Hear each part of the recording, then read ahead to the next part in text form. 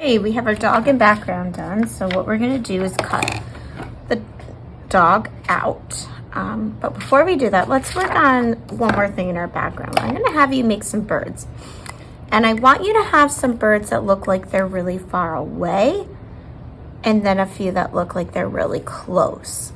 If I want to draw some birds that look like they're farther away, how do I need to draw them? Right, I'm going to want to draw them smaller. So I'm going to do a couple small ones. And how you do the birds are they just are a V with a curve that comes off the end. So I'm going to do some small ones. You can have some that are near the clouds. You can even do some in front of the clouds. Just push really light when you do that so it doesn't ruin the Sharpie. And I'm spreading them out. Okay, now I want some that look like they're closer. So I'm going to draw some bigger ones.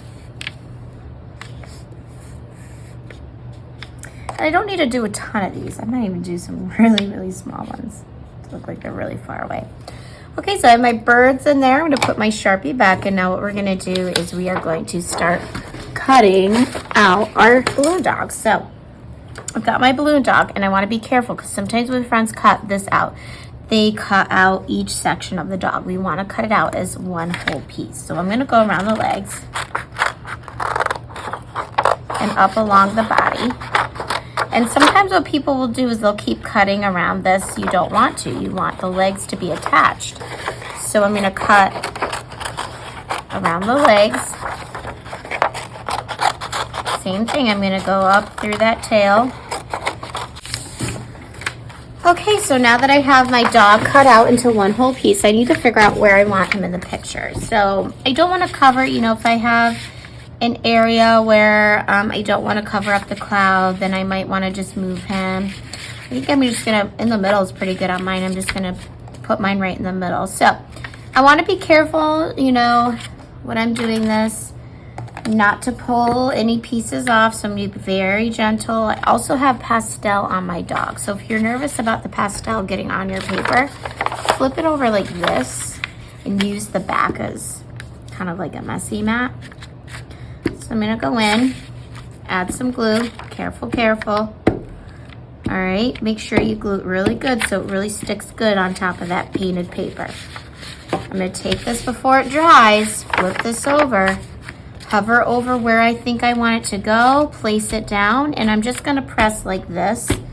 Okay, normally I have you rub. You can try rubbing in the areas that don't have pastel, but I just want us to not smear anything, so that's why I'm being very careful. Okay, I've got that dog glued on. We're now gonna make it look like it's floating in the air by string.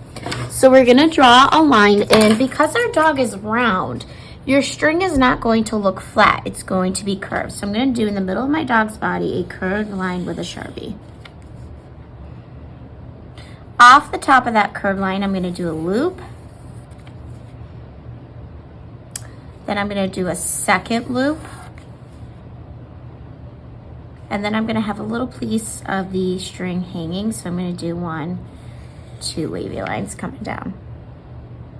Now I'm gonna go to the bottom of that string and I'm just gonna do a wavy line that goes all the way from there to the bottom of the paper. So it looks like something's holding that dog up in the air.